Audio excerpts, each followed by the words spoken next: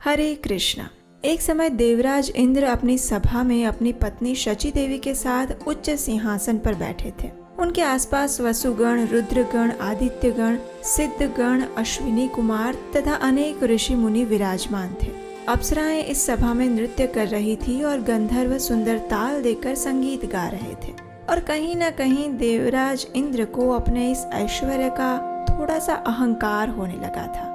अब ऐसे में उस सभा में पधारे देवताओं के गुरु ऋषि बृहस्पति।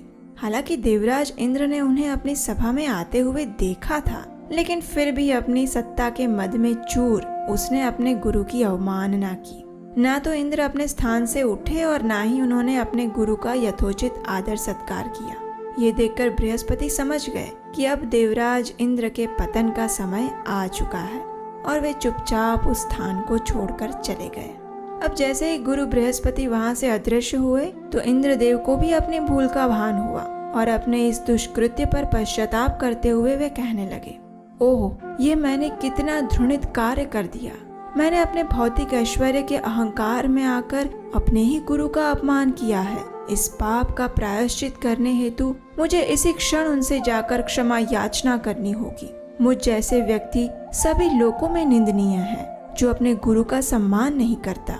ये सोचकर इंद्रदेव अपने गुरु बृहस्पति के पास क्षमा मांगने के लिए जाते हैं, लेकिन बृहस्पति वहां से अदृश्य हो जाते हैं। सभी देवतागण उन्हें ढूंढने का प्रयास करने लगे, लेकिन उनमें से कोई भी देवताओं के गुरु बृहस्पति को नहीं ढूंढ पाए। अब देखिए, इस अवसर का लाभ उठाया असुरों ने।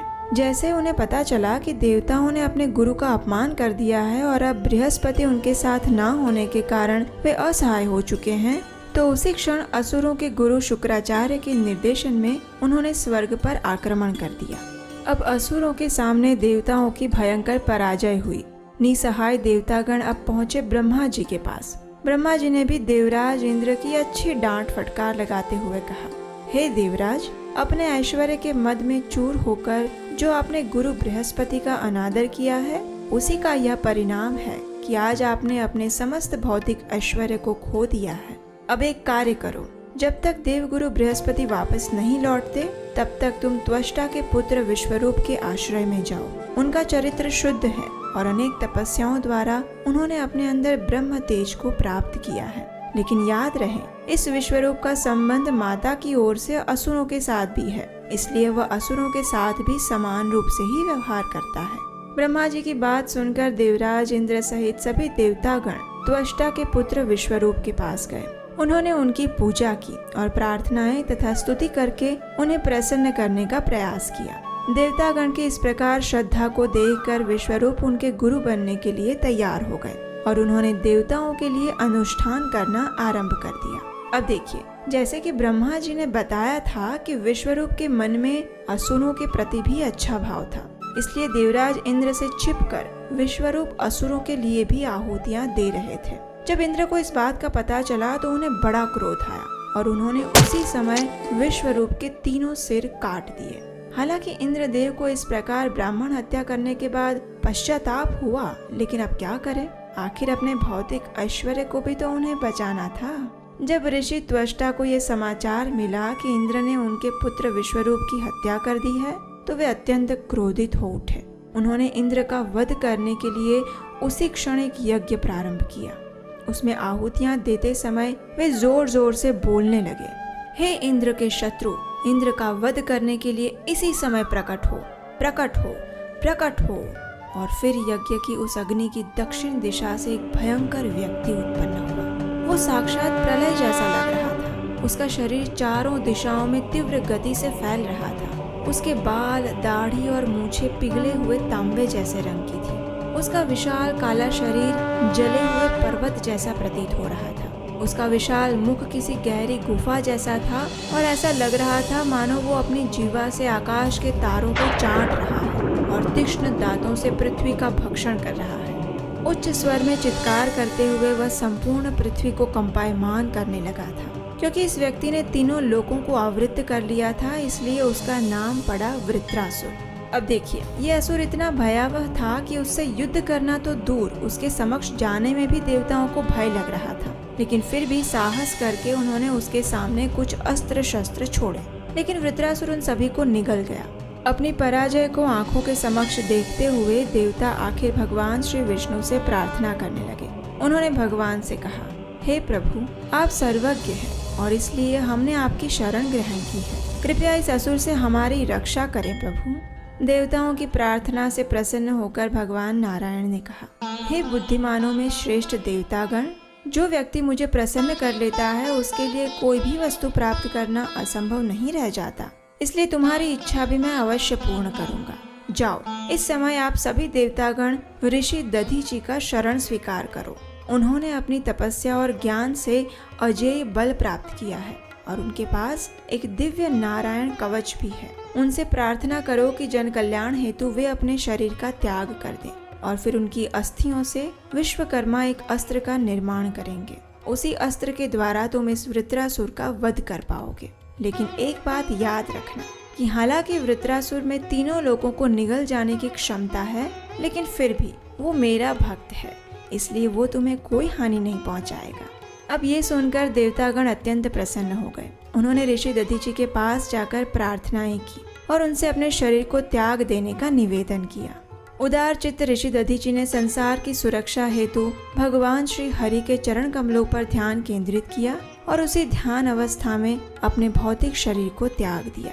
उनके शरीर से प्राप्त अस्थियों से विश्वकर्मा ने एक तीक्ष्ण अस्त्र तैयार किया और भगवान नारायण ने उसमें अपना दिव्य तेज भर दिया और फिर इस अस्त्र को नाम मिला वज्र, जिसे कोई परास्त नहीं कर सकता।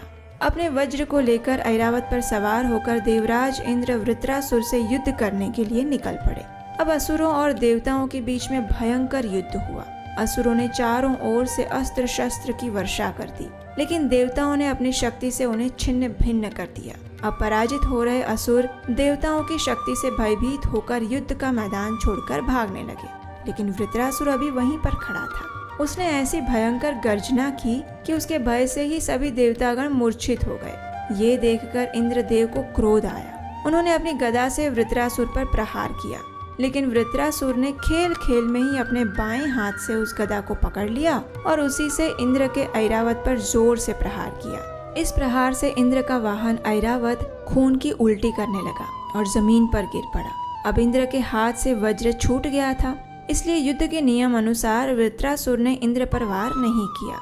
वृत्रासुर की इस वीरता को देखकर तीनों लोकों में सभी लोग उसकी प्रशंसा करने लगे। लेकिन वृत्रासुर यहाँ रुकने वाला थोड़ी ना था। उसने भयभीत इंद्र को फिर से ललकारते हुए कहा, अरे पतितों में सर्वश्रेष्ठ इंद्र, जिस व्यक्ति ने मेरे अग्रज और स्वयं अपने गुरु की हत्या की है, आज मैं उसका वध करूंगा। मैं इसी क्षण इस त्रिशूल से तुम्हारी छाती को बींध दूंगा।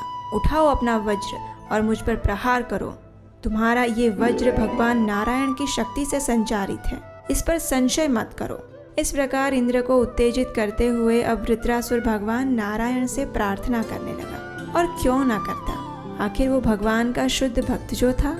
उसने भगवान को सुंदर प्रार्थनाएं अर्पित करते हुए कहा, न नाकपृष्ठं न च पारमेष्ठ्यं न सार्वभौमं न रसाधिपत्यं न योगसिद्धिर्पुनर्भवं वा समञ्जसत्वा विरहय्यकाङ्क्षे ममोत्तमश्लोकजनेषु सख्यं संसारचक्रे भ्रमतः स्वकर्मिभिः त्वन्माययात्मात्मजदारगेः श्वासक्तचित्तस्य न नाथ भूयात्।